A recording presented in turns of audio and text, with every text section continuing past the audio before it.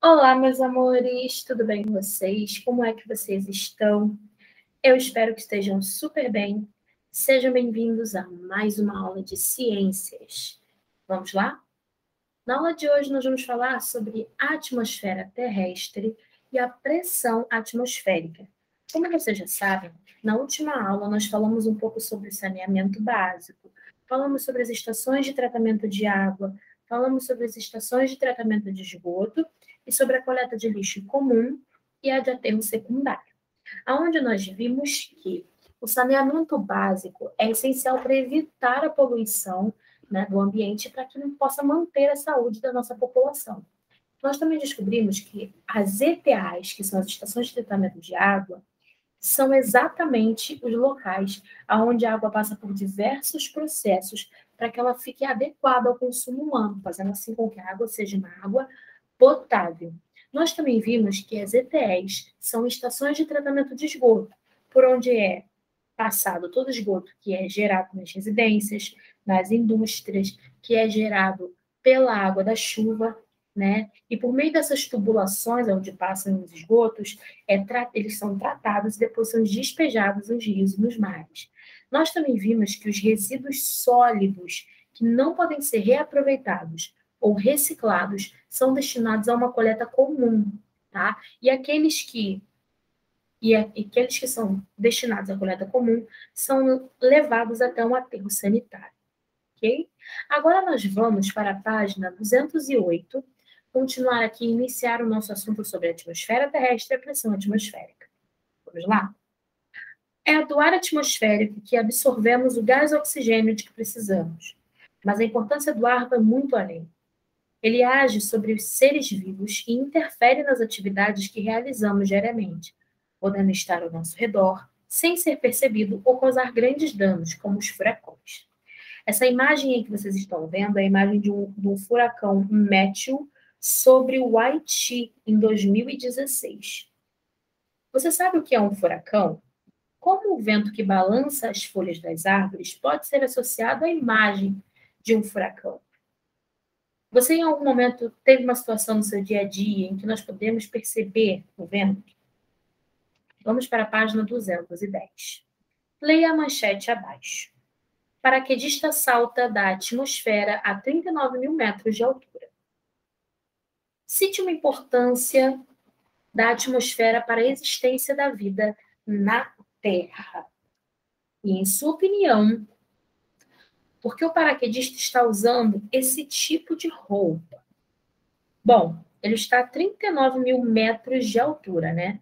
Ele é um paraquedista austríaco, Felix, né? Felix Baumgarten. A gente não sabe falar sobre o sobrenome, não. Momentos antes de saltar da atmosfera em 2012. Agora, veja que loucura.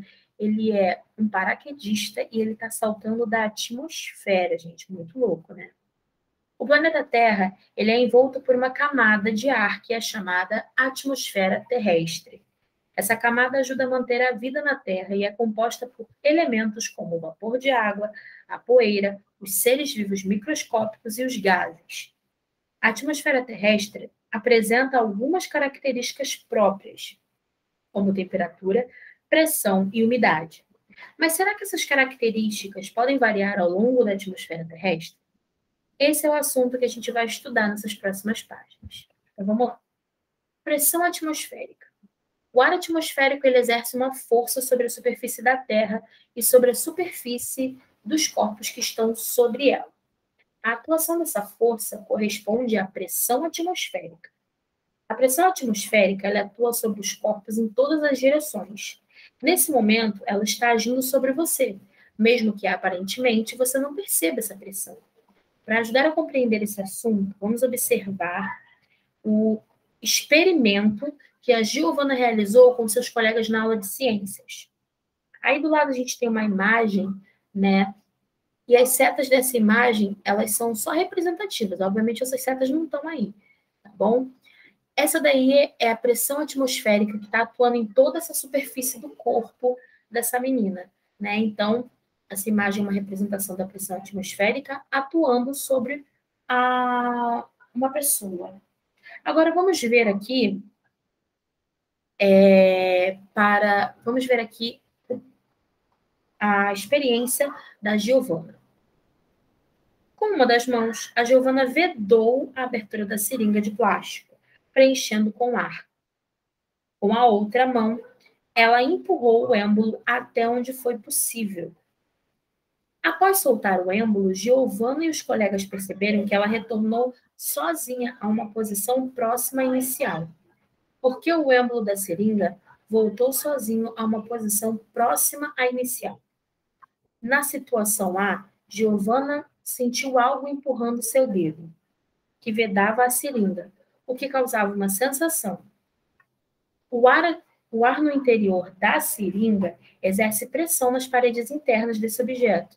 Essa pressão aumenta quando o espaço ocupado por ele diminui ao empurrar esse êmbolo. Nessa situação, a pressão interna se tornou maior do que a pressão atmosférica, e empurrando o êmbolo para uma posição próxima da inicial. Com o êmbolo da seringa nessa posição, a pressão interna e a pressão externa se tornaram equivalentes. Agora vamos lá.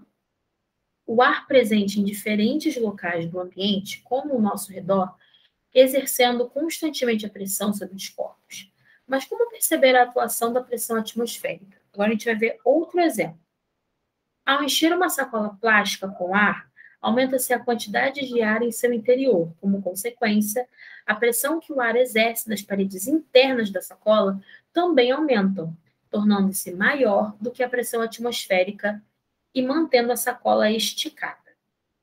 Quando a sacola plástica ela é aberta, parte do ar sai e a pressão interna se torna igual à pressão atmosférica, que atua em todas as direções na parede externa da sacola, deformando.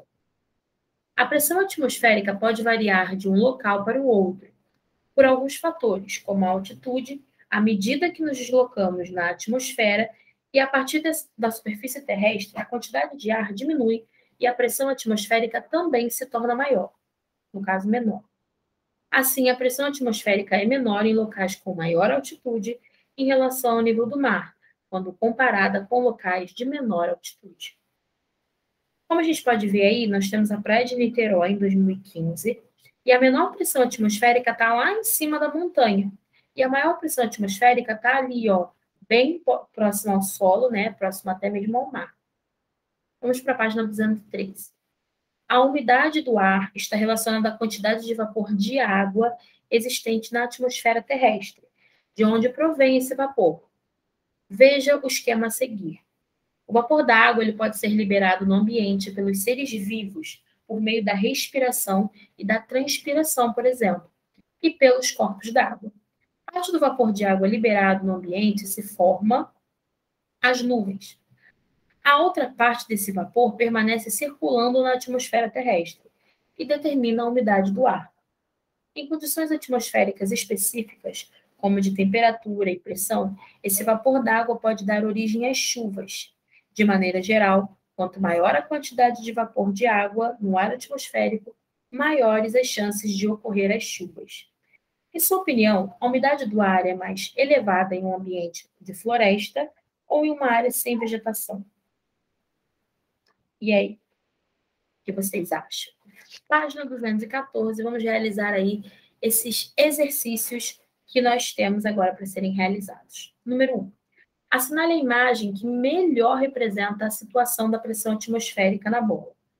Bom, como nós sabemos, ela atua ao redor de todo o corpo. Então, vamos marcar o meio, né? Porque com certeza é nesse meio aí que nós estamos tendo a melhor representação. Observando a imagem abaixo, letra A. A pressão atmosférica é menor no local A ou B? Como nós sabemos, ela é menor, né, com a baixa altitude. Então, letra ela é menor no local A, ou seja, no topo da montanha. Isso porque nesse local a altitude é maior em comparação ao local B. Então, a pressão atmosférica é menor no local A. O que você pode dizer em relação à quantidade de ar e à pressão atmosférica? Quanto maior a quantidade de ar, maior a pressão atmosférica, né? Bom, gente, essa foi a nossa aula de ciências dessa semana. A tia espera que vocês tenham gostado bastante e espera muito que vocês gostem das nossas aulas, tá bom? Nossas aulas já estão chegando no fim, porque já está perto do final do ano. Mas a tia queria deixar aqui, por enquanto, um grande beijo. Até a próxima semana. Um ótimo final de semana para vocês e um bom descanso. Tchau!